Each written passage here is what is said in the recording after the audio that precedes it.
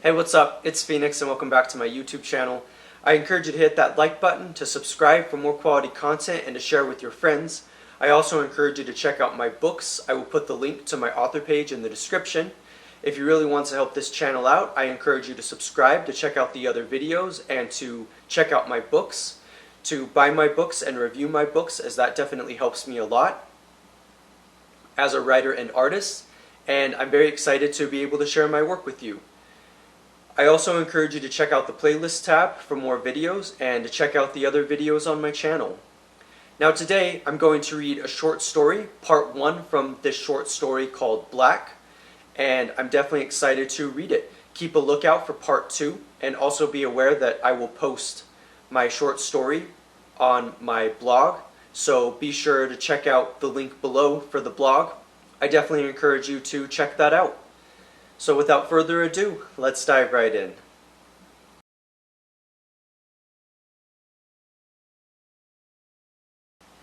Black. Part 1. For Phoenix, it was like all of which was midnight. The darkness, black days, things seemingly drenched in shadow, final words. There was only the darkness to confront. There was only the endless mystery, the void, the abyss, the chasm. Phoenix wasn't sure what was going on, honestly, and he had forgotten about most of his past, at least for the moment. This was because he wanted a new adventure, and he didn't want to be chained down by all of the pain from the past, the darkness of the past, the black, the things which he didn't understand, that of which he had no control over, no matter how much he wished that he did. He wanted a new adventure so he could escape the pain. He realized that in this moment there was only pain, and that was because he felt unwelcome in the city. Wherever he had ended up, he felt as though there was just wealth and privilege, and he had no access to it. It had been a while, and Phoenix had changed some of his ideas on what money and wealth was. Phoenix had once been a Marxist, where he thought that money itself was evil, exploitative, and corruptive, and perhaps this was seen in the context of certain aspects of the Christian tradition as well. Rich men don't get into heaven. Yet Phoenix was not a Marxist anymore, because he thought that wealth could be a very good thing if only people realized that money wasn't everything there was. This was an interesting realization for Phoenix. But because Phoenix was still a street kid, and because there was rampant, blatant economic inequalities in the world, he knew that he was still going to have to go without, and that was because he was a street kid. Street kids always went without. It was just who they were, and how it was. It was like Maniac McGee. Street kids went without as they searched for home. Yet wealth didn't have to be bad. This was something that Phoenix had thought about a lot. It was only this way because people often became very greedy, and that was hard to live around, especially in a city like this, where there was so much wealth. So Phoenix cut through the heart of the city, walking on the State Street, and not even really knowing what was going to happen next. There was just the darkness, there was just the blackness of Phoenix's heart, and he didn't know where he was. He was listening to one of his favorite bands, a kind of sludgy, heavy, apocalyptic, doom metal band, and he really enjoyed it. It really made him happy. He had gotten into heavy metal quite a while ago. It was something that freed his soul, even if one wouldn't have expected heavy music to be so freeing and liberating. It freed him because it was different. It was an alternative. So Phoenix considered. He walked into a bookstore, and because he was thinking of Alice in Wonderland, he started singing one of the heavy metal songs about a character named Alice. He wanted a copy of Lewis Carroll's book, but he decided against it because he didn't have any money, and because he didn't want to disturb anything. He definitely wasn't going to take a copy of the book. He hoped one day that someone would be able to give him the book, just so he could read through it and think through it and know what the heavy metal song he was listening to was talking about. There was a lot of brokenness in the world, of course, and Phoenix knew this, which is why he wanted to sing this heavy metal song, even though no one else would have wanted him to. It was the aesthetic, the death metal sound, that people wouldn't like. So he wound through the many shelves and the many hallways, looking at all of the books and singing the song. Getting lost in oblivion, and it was a very beautiful thing. It made Phoenix happy to think about where he was at and what he was doing. It made him happy to be surrounded by books, most of which he had read, but still many, many more that he hadn't. But Phoenix realized that he was getting afraid, and honestly wasn't sure why. It wasn't the metal music. In fact, the metal music was giving him hope of all things. Rather, it seemed to be the fact that things were out of his control, and there was a darkness settling on everything like endless shadow. Phoenix didn't know what to do with that, no matter how much he wished that he did. So he left the bookstore and passed the stores and places that were there, such as a vintage furniture store, an art gallery, a movie theater, a bar and a restaurant, government buildings, etc. Where was the darkness coming from? Phoenix wasn't sure, and it scared him, because he felt as though he was seeing something rise from the ground, even if he wasn't sure what that was. The fear crept up on him, making no sense, existing in space. There was so much that he couldn't understand, so much that he was overwhelmed by, and so Phoenix walked into the next building, which turned out to be a parking garage. And Phoenix was shivering now. He was cold and scared, but that was when he saw his notebook as if to comfort him, a notebook with a pen. The notebook was black with a cool broken mirror design. He didn't know where this notebook was coming from, but it had all of his poems that he had written over the past year or so, and it was good that he had access to this. So he listened to a Goliath of a metal song, the thought of gargantuan and cataclysmic forces in the world. He thought of a kind of colossus arising from the ground like a plague or pestilence. Leviathan, manifested and represented by the towering skyscrapers.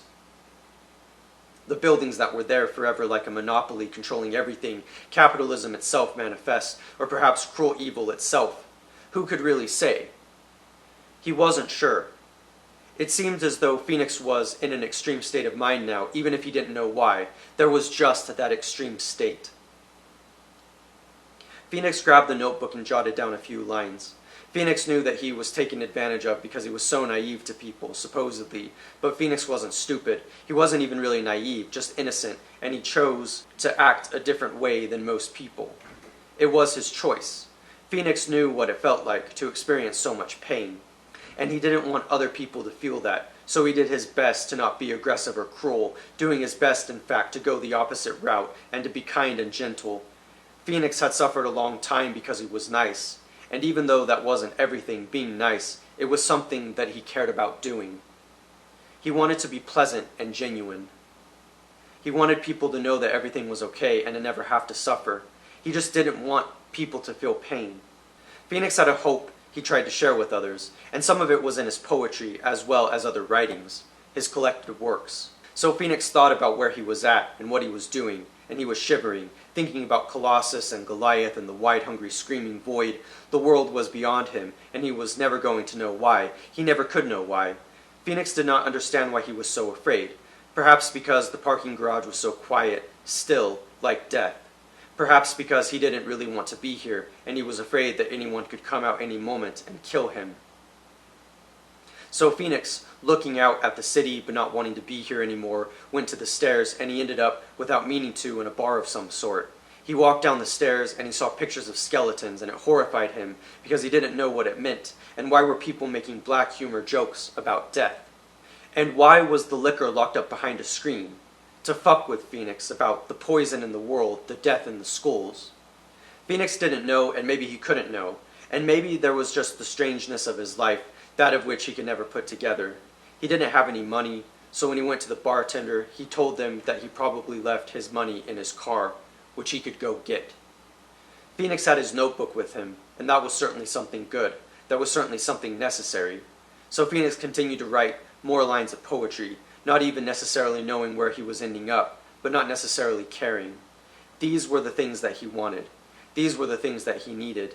And even though he was a complicated person and a complicated firebird, he wasn't going to be afraid. He could never be afraid. So Phoenix continued to walk through the city.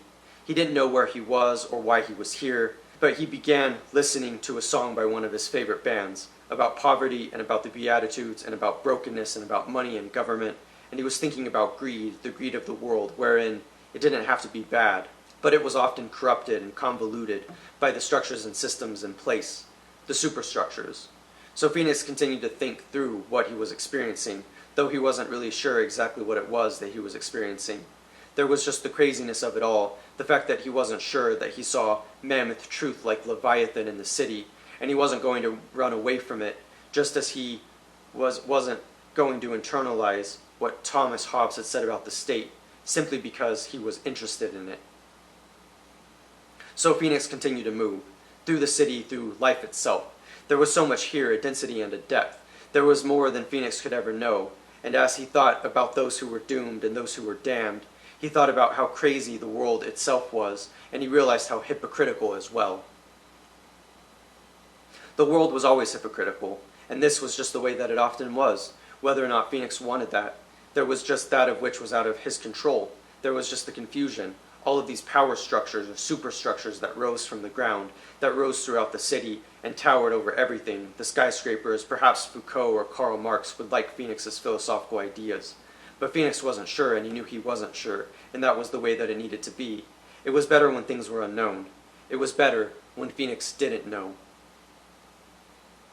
And Phoenix was afraid, which was why he was surprised when he walked towards a church. More like a temple, actually a religious mall of sorts, and there was so much here. He didn't know why people supposedly believed in God, but then did not give money to the poor. It was because people did not like to give, and he knew this. People did not like to share things. It was better to accumulate money and wealth, because money and wealth brought status and power, and you could control the world with just a few $1,000,000 in your pocket. You could control everything, and wealth inequality was really meaningless to those at the top, as Phoenix knew from the bad guy. I hope you enjoyed that reading, and I encourage you to keep a lookout for part 2. And in the meantime, yeah, check out my books, check out the story, which I put on my blog, and I definitely encourage you to check out my other videos on my channel. I'm Phoenix, thank you for watching, and I will see you next time.